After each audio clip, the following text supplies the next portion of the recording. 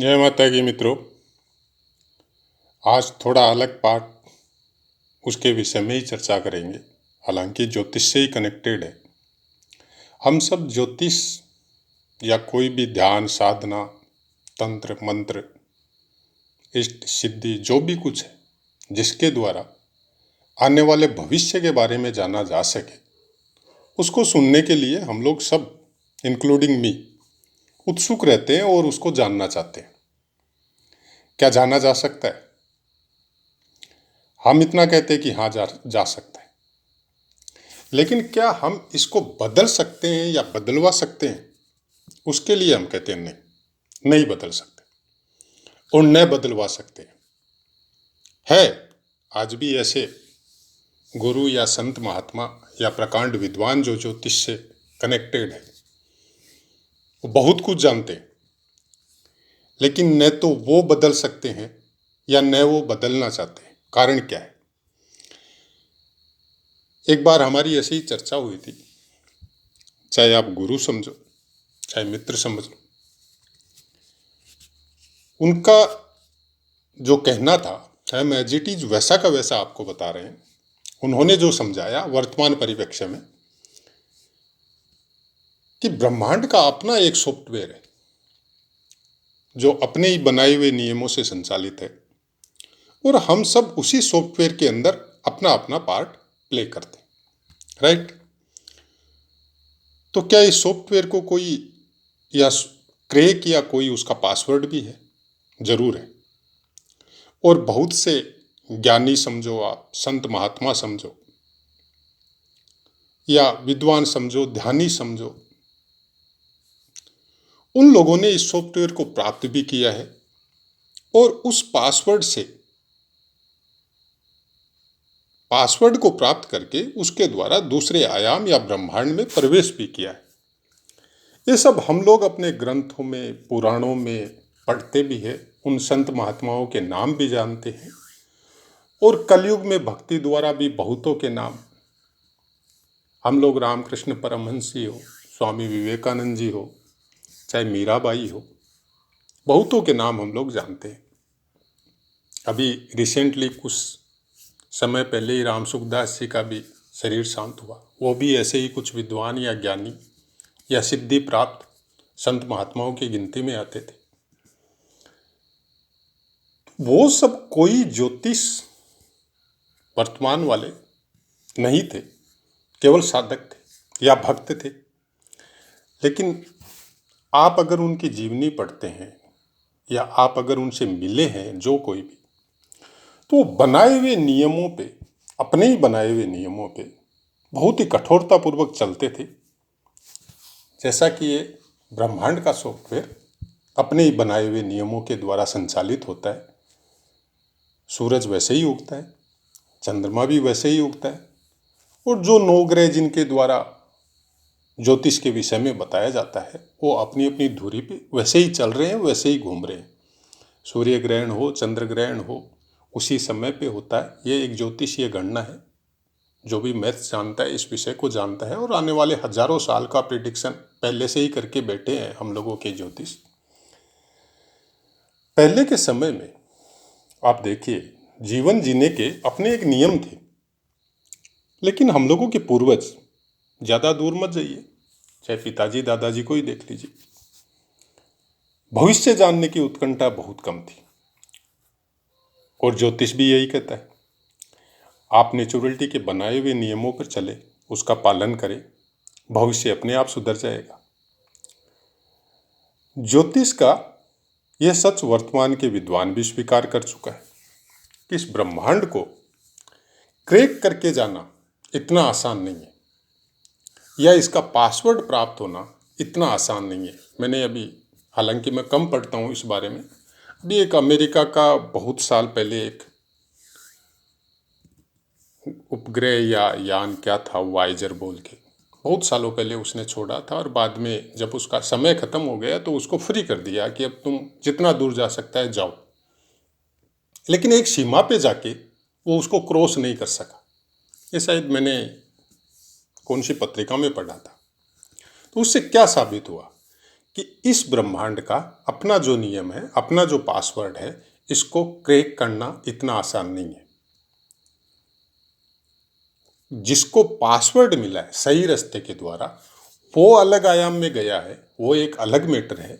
लेकिन आप कल पुर्जों के द्वारा इसको क्रैक करके जाओ, वो बहुत मुश्किल है। हम लोग उसी चक्कर में घूम रहे हैं और अपने अपने पार्ट को प्ले कर रहे हैं।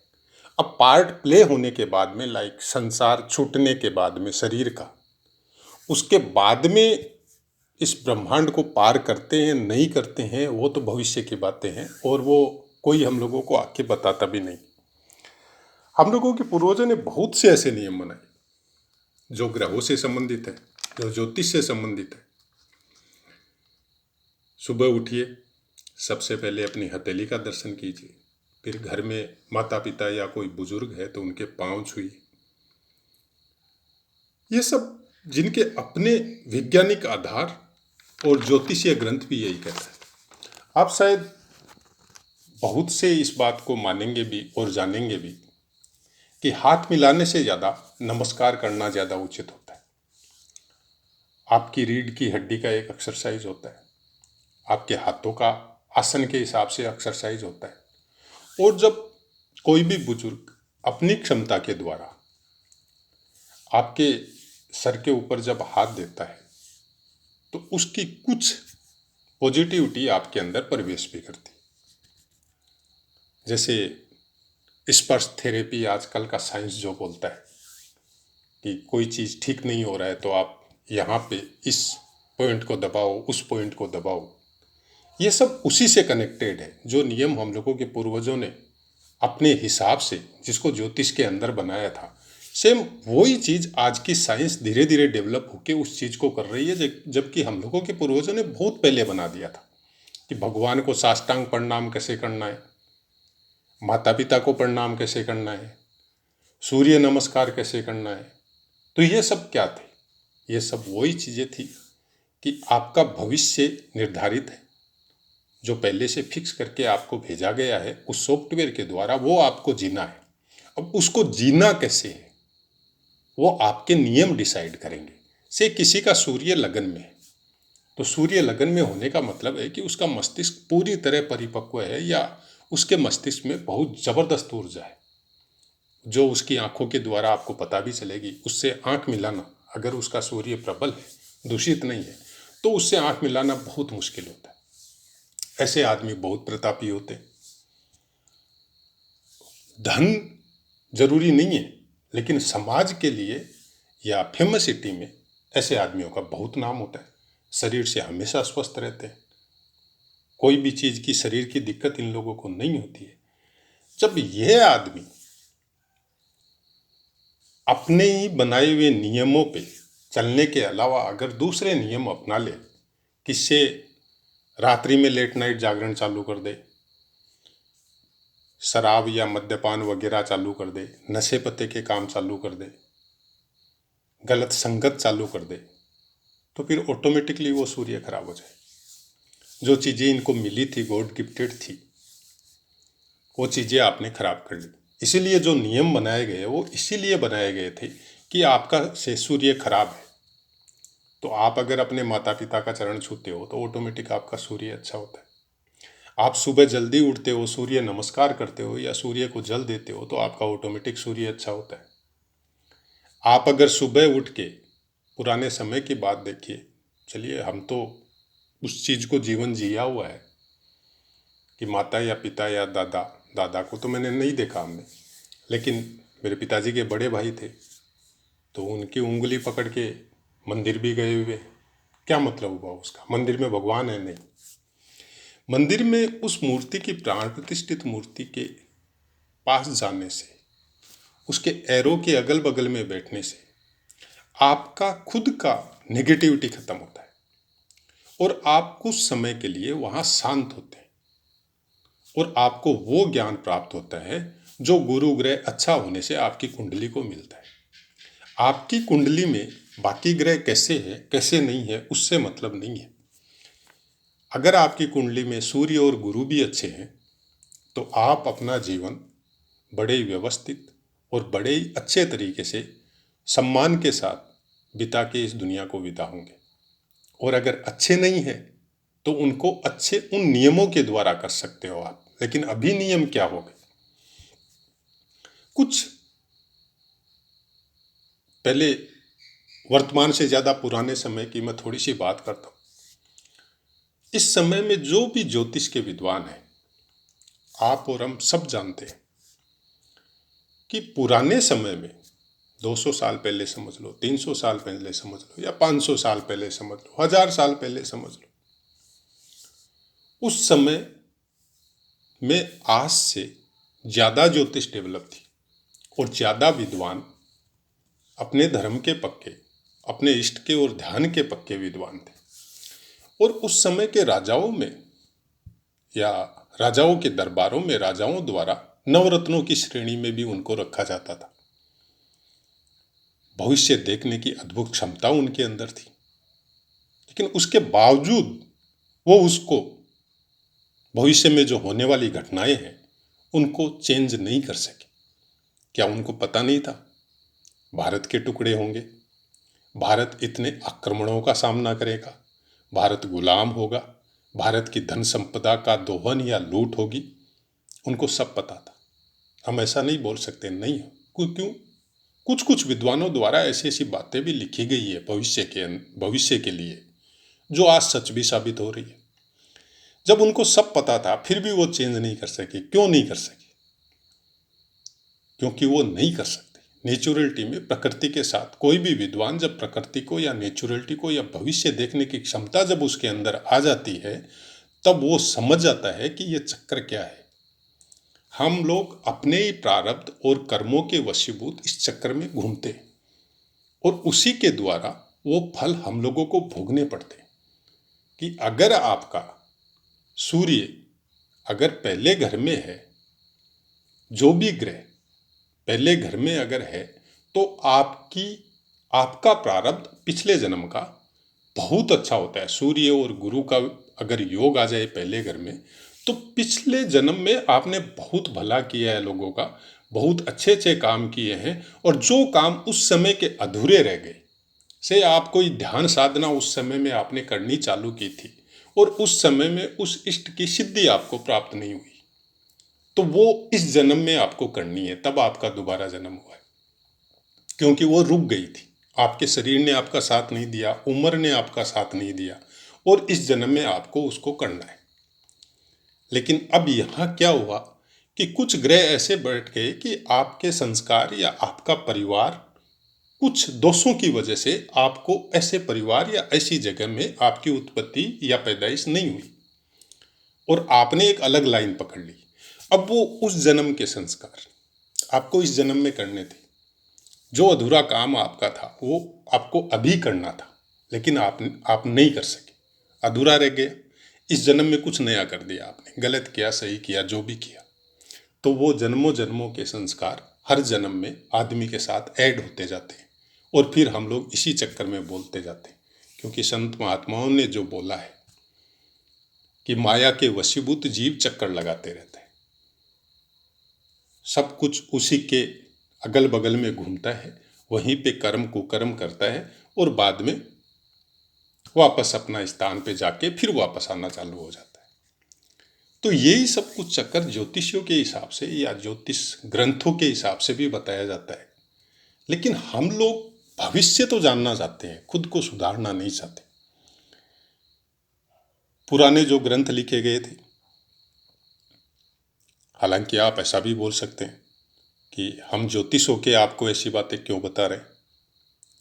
देखिए, उसका उत्तर केवल इतना ही है कि ज्योतिष मैं कोई अलग वे में नहीं बोलना चाहता, लेकिन ये मेरा पहला पसंद समझ लो आप, मेरी अपनी आत्मा समझ लो आप, कुछ भी समझ सकते हो इसके बारे में, लेकिन ये मेरे लिए व्यापार नहीं है। मैंने इसको जीवन यापन का जरिया नहीं बनाया है। मेरी अपनी सर्विस है, उसी में मेरा और मेरे परिवार का पेट भरता है।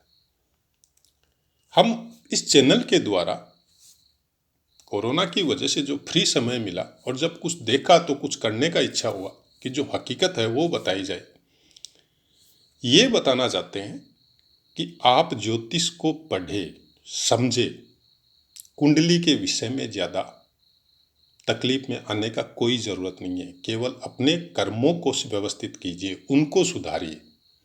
जब हम या आप जब मन में ये प्रण करते हैं कि चाहे कितनी भी तकलीफ पड़े, आज के बाद हम मन से, वचन से, कर्म से किसी का बुरा नहीं करेंगे, तो आपका ऑटोमेटिक शनि अच्छा हो जाता है, चाहे आपकी कुंडली में कैसा ही बैठा हो।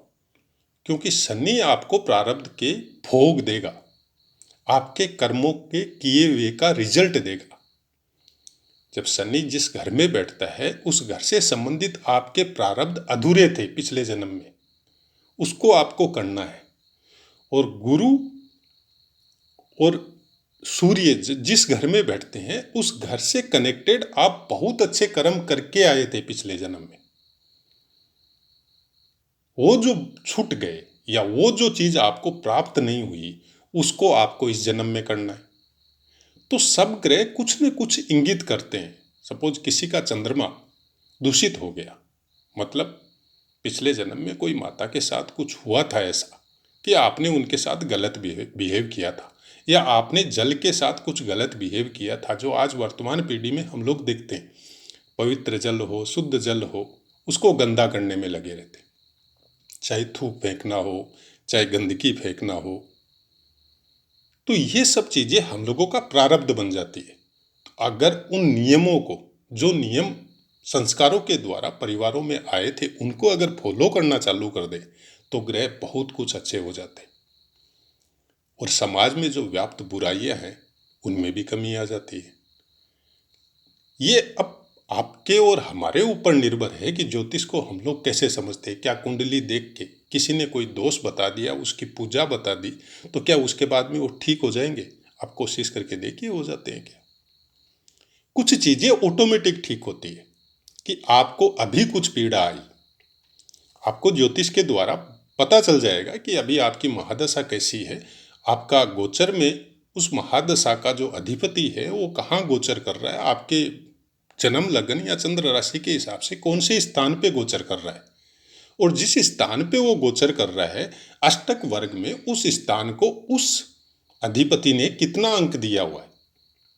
ऐसे बहुत से नियम और बहुत से तरीके हैं जिनके द्वारा ये जाना जा सकता है कि ये गोचर आपके लिए शुभ फलदायक है या नहीं है। अब वो शुभ फलदायक आपको मिल गया कि हाँ ये शुभ फलदायक है और आपके लिए अच्छा होगा, लेकिन वर्तमान में आप उससे विपरीत कर्म कर रहे हैं, तो आपका जितना शुभ फल उसको मिलना था उसमें कमी आ जाएगी। लेकिन अगर अशुभ फल मिलना था तो उसमें बहुत ज़्यादा बढ़ोतरी हो जाएगी, और बहुत जल्द उसका निर्णय भी आपको मिलना लग जाएगा। तो ज्योतिष अगर उस समय में आपको बता दे कि आपको ये पूजा करनी है या आपको ये मंत्र जाप करवाना है, 1.25 लाख हो, 2.5 लाख हो, 11 लाख हो, जो भी आपको करवाना है, तो क्या उसके बाद में पीड़ा चली जाएगी? कैसे जाएगी? अब आप बताइए, आप किसी डॉक्टर के पास जाते हैं और आप हार्ट पेशेंट हैं, तो हार्ट पेशेंट तो आज से नहीं बने आप, बहुत सालों से हार्ट की प्रॉब्लम, आपकी ब्लॉकेज चालू हुई थी, उस समय तो आपने इलाज नहीं करवाया, तो क्या हाथों हाथ आप ठीक हो जाएंगे? कभी ठीक नहीं होंगे। आपको हॉस्पिटलाइज भी होना पड़ सकता है, आपको वो तकलीफ भोगनी पड़ेगी। और अगर गॉड गिफ्टेड आपके कुछ ग्रह उस समय में अच्छे आ गए गोचर में, तो आप ऑटोमेटिक वो तकलीफ भोग के आप ठीक हो जाएंगे। तो क्या उस पूजा से ठीक हुई?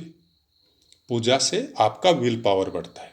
कुछ नेगेटिविटी आपके अगल बगल में, आपके परिवार के अंदर या आपके जहां आप स्टे करते हैं वहां पे कुछ रहती है, उसमें कुछ कमी आती है, कुछ दिमाग में पॉजिटिविटी आती है, और पॉजिटिव सोच आपकी हर चीज को दूर करती है। तो कुछ अपने आप को सुधारे। ज्योतिष पे ज़्यादा हम लोग अगर उसके विषय में जानने की उत्कंठा में, अगर मेरे को पता चल गया कि मेरा ये महादशा मेरे लिए बहुत अच्छा जाएगा और मैं चुपचाप बैठ जाऊं कि अब मेरे लिए तो बहुत अच्छा महादशा आने वाला है, हम तो करोड़पति या अरबपति या पैसे वाला बन जाएगा, तो क्या बन जाएगा? कभी नहीं बनेगा। शनिदेव बोलते हैं अपने कर्म करो, और कर्मों का फल मेरे को देना है, उसके लिए तेरे को चिंतित होने की जरूरत नहीं है। अब मैं छोटा सा उदाहरण देता हूँ। आपकी राहु की महादशा आती है, और उसके अंदर आपको बहुत स्ट्रगल मिलती है। प्राय कर अगर राहु की महादशा आपके 20 या 30 के बीच में आती है तो मोस्टली जातक को बहुत स्ट्रगल मिलती है, बहुत स्ट्रगल करवाती है उसको। लेकिन वो स्ट्रगल करवा के आपको एक स्टेबल पोजीशन देती है, आपको बहुत चीज़ों का ज्ञान देती है।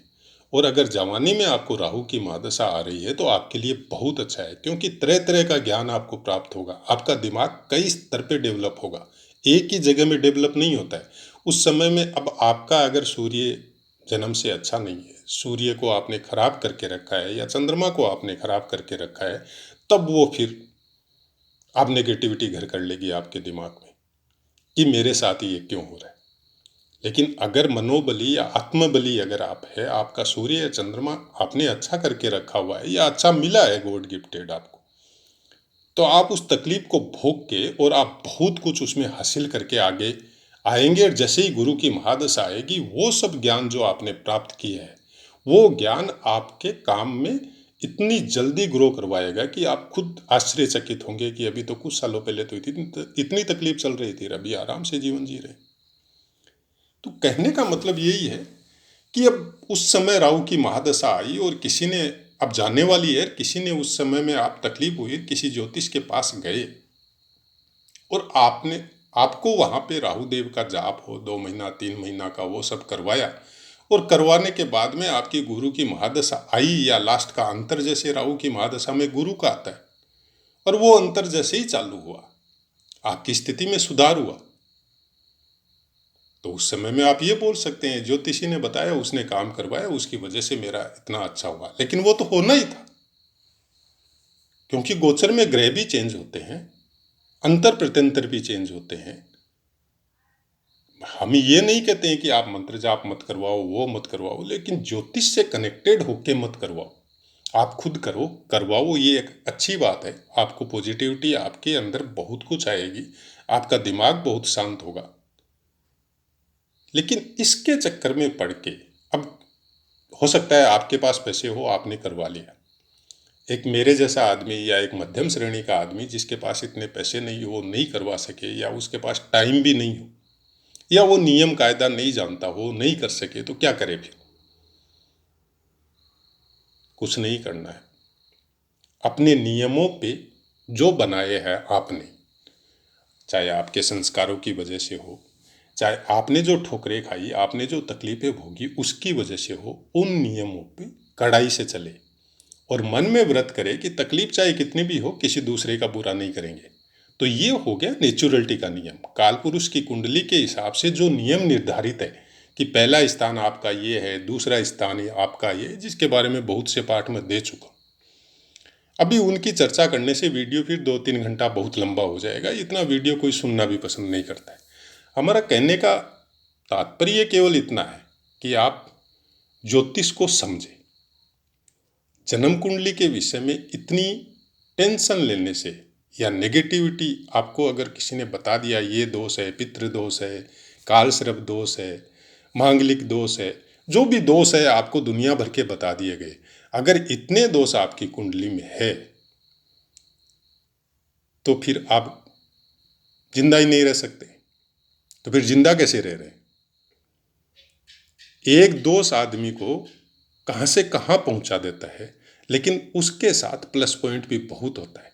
केवल एक जन्म कुंडली से सब कुछ नहीं देखा जाता है। अगर उसी से सब कुछ देखा जाता तो इतना बड़ा शास्त्र बनाने की जरूरत नहीं थी, इतनी तरह की कुंडलियां और वर्ग विभाग बनाने की जरूरत नहीं थी, दशा महादशा और गोचर का ज्ञान देने की हम लोगों के ऋषि महात्माओं को जरूरत नहीं थी।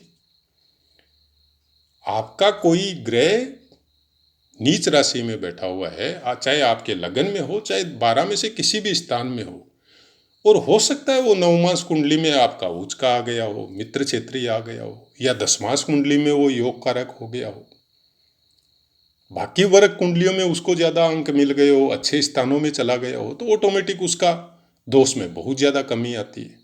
और सबसे बड़ी बात देखिए, अगर कोई दोष है, खासकर नीच का ग्रह कोई बताया जाता है, जैसे सूर्य आपका तुला में नीच का हो गया, एसेट्रा वगैरह ये सब, लेकिन अगर उसको दिशा बल प्राप्त है तो नीच से बहुत ज़्यादा अच्छा फल देता है वो आपको। तो कुछ अपने दिमाग को थोड़ा स्थिर रखिए और उसके बारे में सीखिए, समझिए, लेकिन उसके बारे में ज़्यादा चिंतित या दूसरों को भी सीख के डर मत डालिए, क्योंकि आप जो देंगे समाज को वही आपको प्राप्त होगा। ये भी नेचुरलिटी का नियम है कि आप जो बीज बोएंगे पृथ्वी में वही फसल आपको प्राप्त होगी। तो जो बोलना है क्लियर बोलिए, अच्छे से बोलिए, और जहाँ तक हो सके बुरा कहने से बचिए, क्योंकि हम लोग भगवान नहीं है। ज्योतिषी भगवान की श्रेणी में नहीं आता है, और हम लोग अपने पूर्वजों से भी बहुत कम ज्ञानी है। तो किसी को डायरेक्ट कोई दोष बता के उसका ये हो जाएगा वो हो जाएगा, जो हम लोगों को आज चैनल वगैरह में सुनने को मिलता है, बहुत सी बातें बताई जाती है, व्यभिचार योग, चरित्रहीन योग, ये सब बहुत गलत चीजें।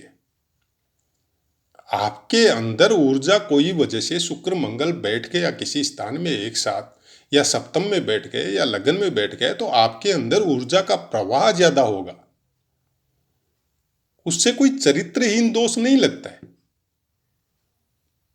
तो ये सब बातें सुन के थोड़ा मन दुखी होता है, और हमारा भी यही कहना है कि आप इस सब चीज़ों को दिमाग में इतना मत रखिए, केवल अपने कर्मों में विशेष सावधान रहिए। अगर वो आप सही कर रहे हैं तो फिर ज्योतिष आपकी हर जगह, वो ग्रह भी आपकी हर जगह हेल्प करेगा। तो एक छोटा सा वीडियो मैंने बनाया था, लेकिन फिर भी ज़्यादा लंबा हो गया। आशा है आपको मेरी बातें समझ में आई होगी, और कुछ जन्मपत्री अगर सीख भी रहे हैं या चैनल के द्वारा कुछ चीज़ों का पता अगर आपको चल रहा है, तो मेरी आप सबसे रिक्वेस्ट इतनी है कि इस ज्ञान के द्वारा किसी को डर दिखा के इसको अपने जीवन यापन का साधन मत बनाइएगा। इसी आशा के साथ आप सब के लिए आप स्वस्थ रहे, आप समृद्ध रहें, जहाँ रहे लोगों का भला करें, जितना हो सके अपने साथ अपनों का भी। यही माता रानी से कामना करते हुए अब मैं आज्ञा लेता हूँ। जय माता की मित्र।